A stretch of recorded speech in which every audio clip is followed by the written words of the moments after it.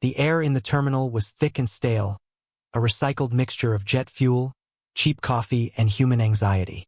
It was a symphony of controlled chaos, a place where time seemed to warp and stretch, each minute at the gate feeling like an hour. To Evelyn Reed, it was just another stop, a necessary purgatory between one life and another. Today, she was not Senator Reed, a name that echoed in the hallowed, marble halls of Washington. Today, she was just Evie, a woman in worn jeans and a faded gray hoodie, a simple baseball cap pulled low over her eyes. She wanted no motorcades, no security detail, no fawning aides. This journey was personal, a pilgrimage to honor a promise made long ago, in a place far dustier and more dangerous than this polished airport floor. She clutched her worn travel backpack, its straps frayed from years of use. Inside, there was nothing of political importance, only changes of clothes and a small, velvet-lined box containing a folded flag and a replica of a medal she had no wish to ever see again. The anonymity was a balm to her soul. Here, she was not a symbol or a target for partisan attacks. She was just another face in the river of humanity flowing towards their destinations, her slight limp easily mistaken for the fatigue of a long travel day, the thin, silvery scar on her cheekbone hidden in the cap's shadow. It was a peaceful disguise, a temporary shield against a world that always demanded something from her. The line for boarding Group C shuffled forward with agonizing slowness. At the head of it, behind the formidable gray counter, 2 gate agents presided over their little kingdom with an air of weary authority. The senior agent, a woman named Brenda, had a face set in lines of permanent disapproval.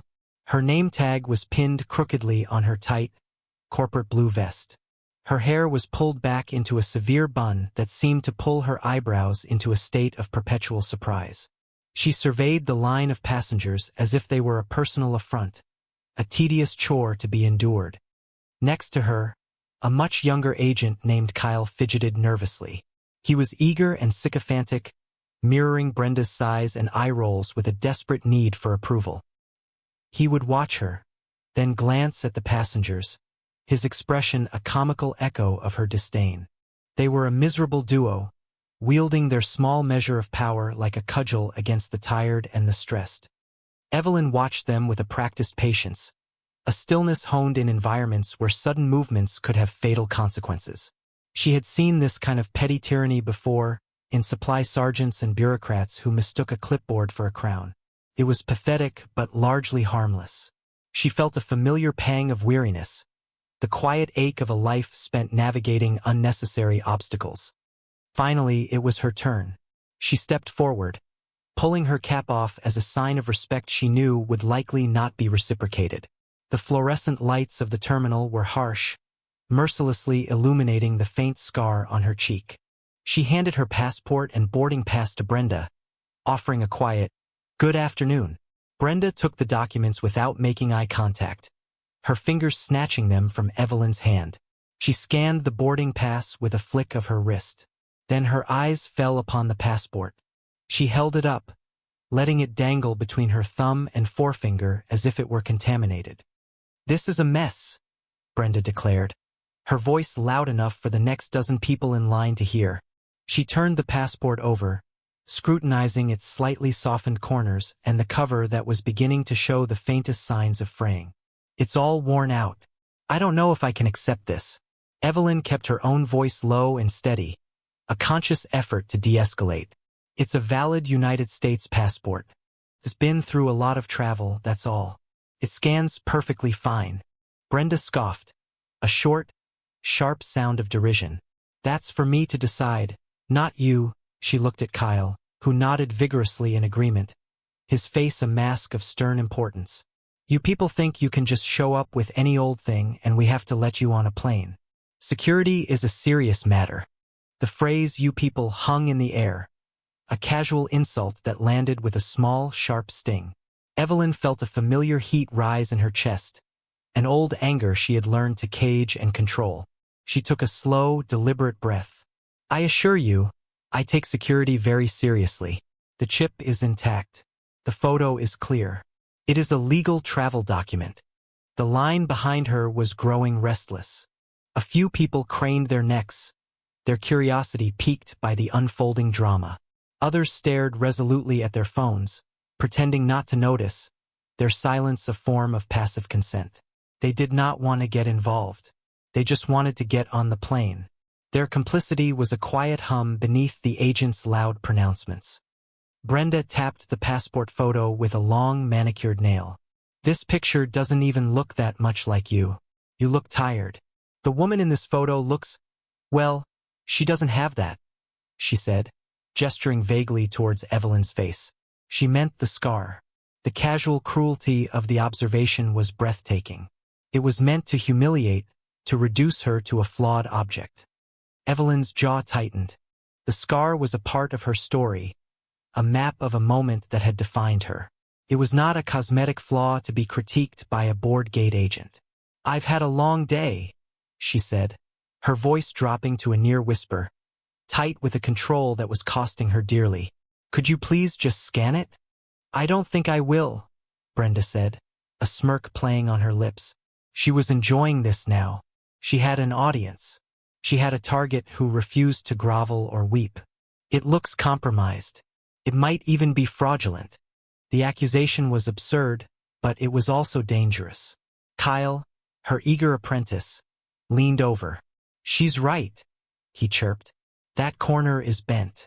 That could indicate tampering." He pointed to a corner that was, at worst, dog-eared from being shoved into a pocket one too many times. Evelyn felt the ground shifting beneath her. This was escalating from petty harassment to a genuine crisis. She needed to be on this flight. The families she was going to see, the Gold Star parents and widows of her fallen comrades, were expecting her. Breaking that promise was unthinkable. It felt like a betrayal of the highest order. "This is ridiculous," Evelyn said, allowing a sliver of her frustration to show. "I have other identification. My driver's license. My congressional ID." The last part slipped out before she could stop it. She rarely, if ever, used her title to gain an advantage. It felt cheap, a betrayal of the very reason she was traveling this way. Brenda's eyes widened in mock surprise, and then narrowed in suspicion. "Oh, a congressional ID? Is that right? So now you're a politician." She laughed, a harsh, grating sound. She turned to the line. "Everybody hear that? We've got a very important congresswoman here, traveling in secret." A few people in the line snickered. Kyle joined in with a high-pitched giggle. The humiliation was complete, a public spectacle designed to strip her of her dignity. Evelyn felt her face flush with a mixture of anger and shame. She had walked into their trap, trying to reason with people who had no interest in reason. She felt a profound internal struggle. Part of her, the soldier, wanted to stand her ground, to meet this aggression with the cold, unyielding force she knew she possessed. Another part, the woman who had seen too much conflict, was just exhausted. She wanted to retreat, to disappear, to find a quiet corner and simply wait for the storm to pass. But then she thought of the men she served with, men who faced down real threats with unwavering courage. She thought of the promises she made to their families. Retreat was not an option. "Just call your supervisor," Evelyn said, her voice now flat and devoid of any emotion. It was a command, not a request. "We can resolve this professionally." This seemed to infuriate Brenda even more. "Don't you tell me how to do my job," she snapped. Her face was red, her composure cracking. In a moment of pure, spiteful impulse, she took the passport in both hands. With a sharp, deliberate twist, she tore the corner of the photo page. It was a small rip, but it was definitive. "There," Brenda said, her voice trembling with a perverse sense of triumph. She tossed the mutilated document onto the counter. "Now it's definitely invalid. Now it is officially damaged government property. You are not flying today, or anytime soon with that thing. Step aside." A collective gasp went through the part of the line that was paying attention. The act was so shocking, so brazen in its destruction, that it momentarily broke through their bubble of indifference. Tearing a passport was not just rude. It was a violation. Evelyn stared at the damaged booklet. The torn corner of her own face stared back at her. All the air seemed to leave her lungs. It felt less like an attack on a document and more like an attack on her identity, on the very citizenship she had fought and bled to defend. She felt a wave of helplessness wash over her, a feeling she despised more than any other. She was stranded, publicly shamed, and utterly alone. At that moment, a man stepped out of the shuffling line of passengers waiting for the next boarding group. He was tall and broad-shouldered, wearing the crisp dress uniform of a United States Army sergeant major. His posture was ramrod straight, his face a landscape of calm authority. On his chest was a galaxy of ribbons, each one telling a story of service and sacrifice. He was traveling with a younger soldier, a private who looked barely old enough to shave. The sergeant major, whose name tag read Thorn, had been observing the interaction from a distance. He had not seen a troublesome passenger. He had seen something else entirely. He had seen the way the woman in the baseball cap stood, her weight evenly distributed, her body perfectly still in the face of aggression. He had seen the controlled breathing, the unwavering gaze. It was a posture he knew intimately. It was the bearing of a soldier. His eyes had narrowed when the gate agent mentioned the scar. He moved closer, his gaze sharp and analytical. He saw the faint, silvery line that ran from her cheekbone to her temple. It was old, but it was distinct. It triggered something in the deep archives of his memory.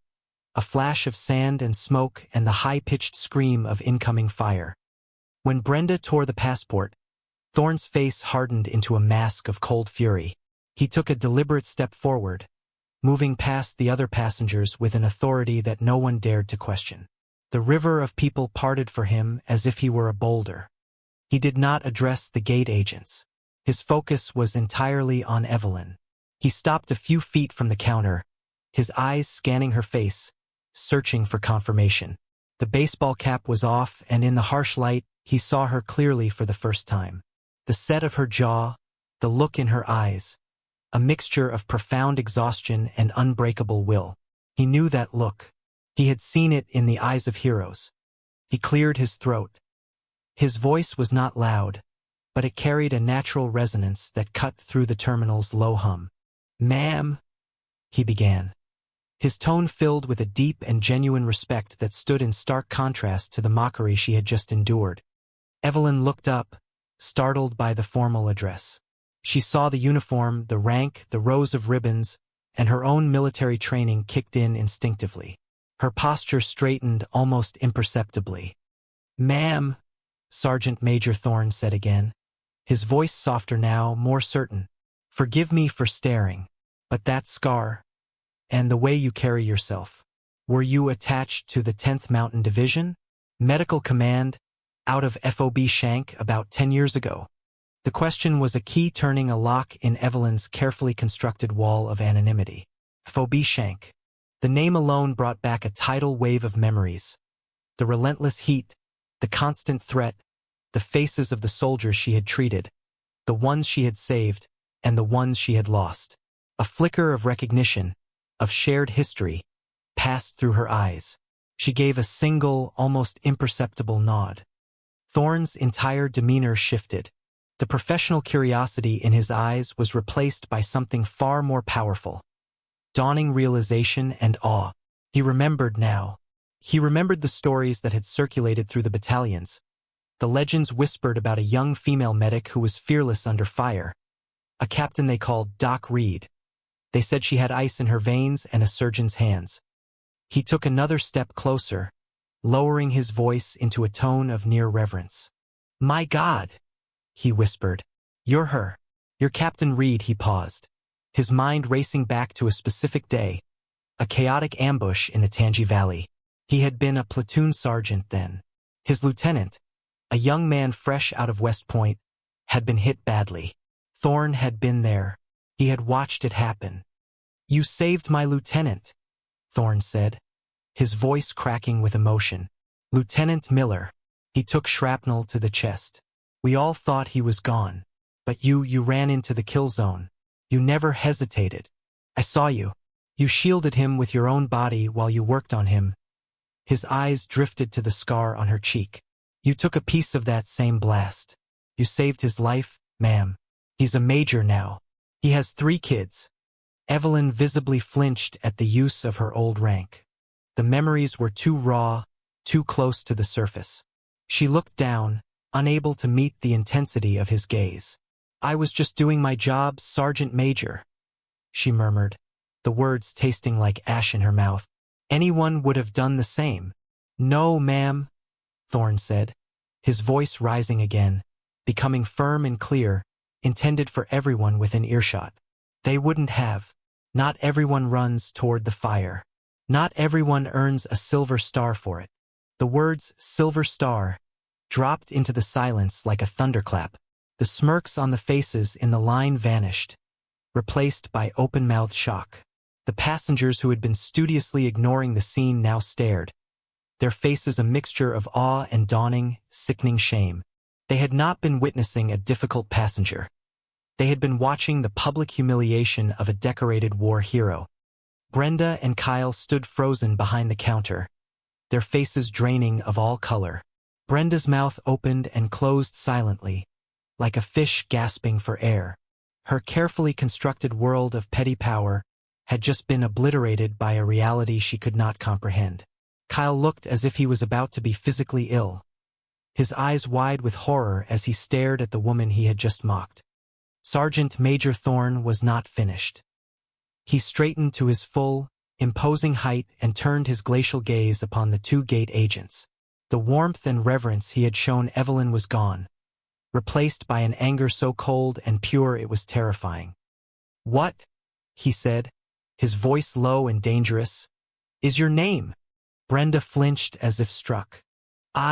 It's Brenda," she stammered, her own name sounding foreign and weak. "And you?"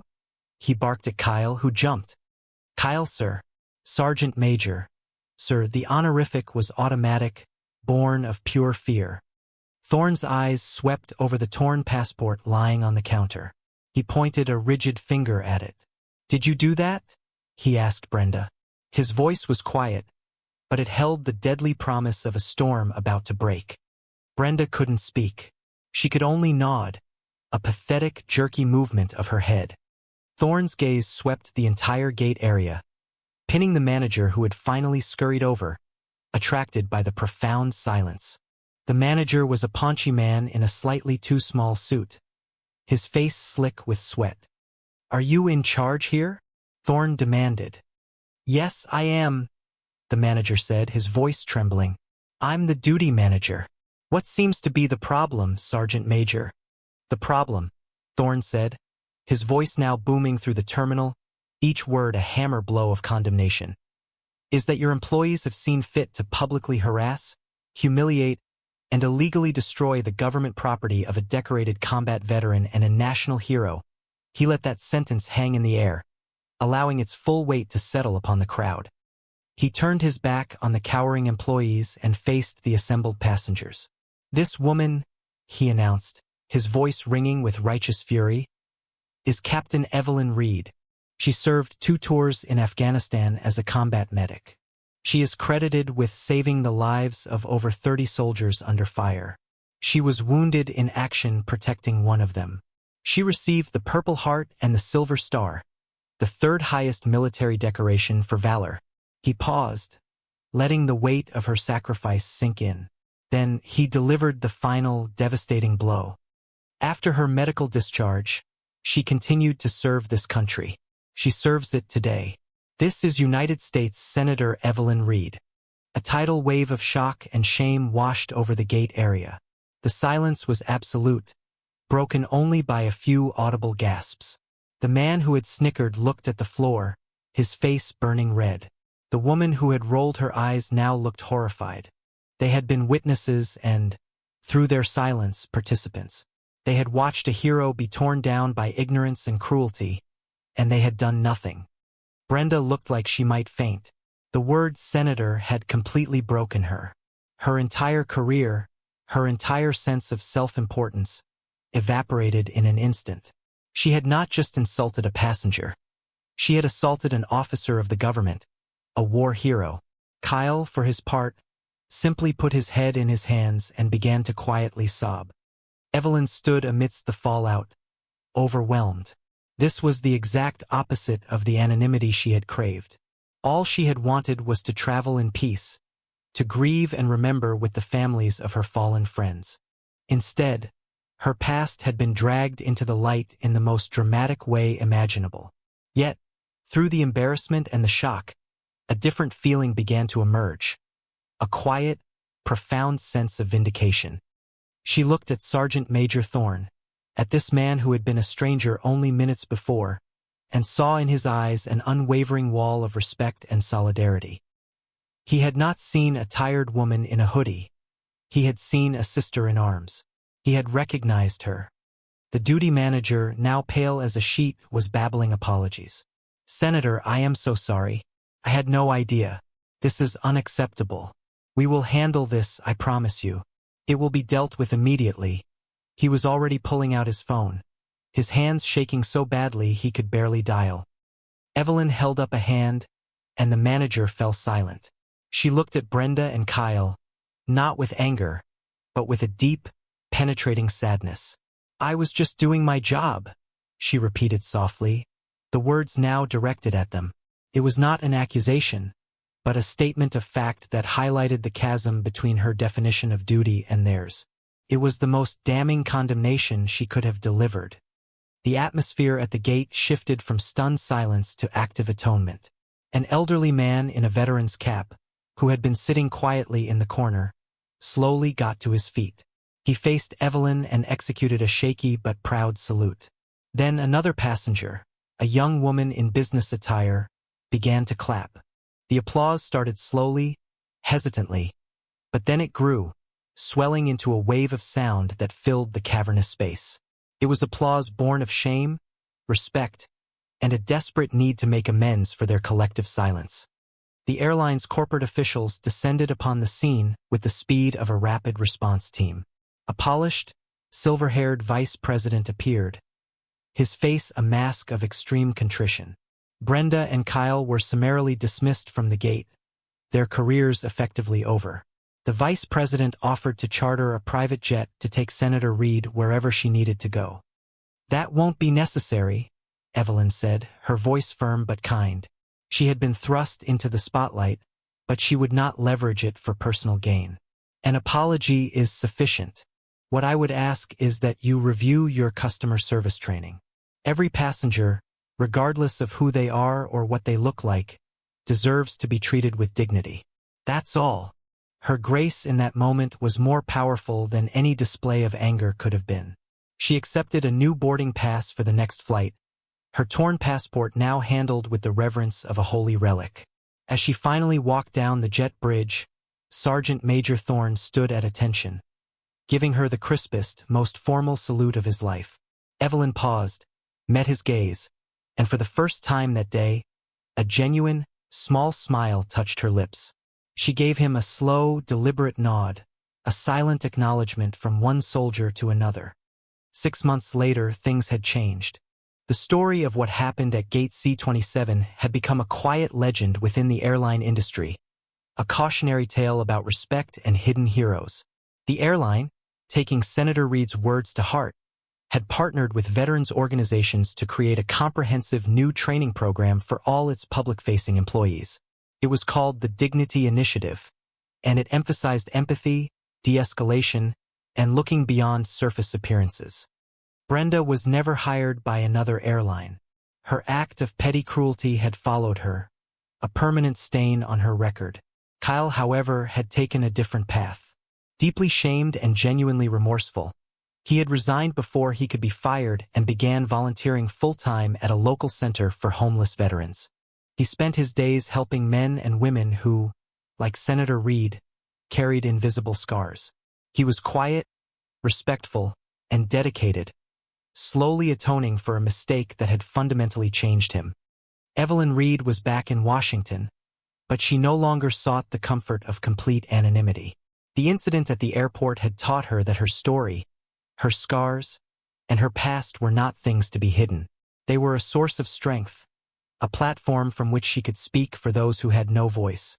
She became the Senate's most passionate and effective advocate for veterans' affairs, sponsoring legislation that brought profound, positive change to the lives of countless service members and their families. She stood now on a bright, sunny afternoon at the dedication of a new wing for a VA hospital. She wasn't standing at the podium with the other dignitaries. Instead, she was in the crowd, surrounded by the families she had visited that fateful day, and by the familiar faces of soldiers from her old unit. Major Miller, the man whose life she had saved, stood beside her, his 3 children clinging to his hands. Sergeant Major Thorne was there too, his uniform immaculate, his face beaming with pride. Evelyn no longer hid her limp, nor did she use makeup to conceal the scar on her cheek. They were part of her, a testament to her journey. She was Senator Reed, a stateswoman of immense respect and influence. She was Captain Reed, a hero who had faced down fire. And she was Evie, a woman who understood that true strength was not found in power or position, but in compassion. The incident in the terminal had started as an act of casual cruelty, an attempt to strip a person of their dignity. But it had become something else entirely. A powerful reminder that heroes do not always wear uniforms or announce their arrival. They walk among us every day, bearing their burdens in quiet silence. The truest measure of a society is not how it treats its most powerful citizens, but how it treats its most vulnerable, and how it honors the quiet dignity of those who have sacrificed for the greater good.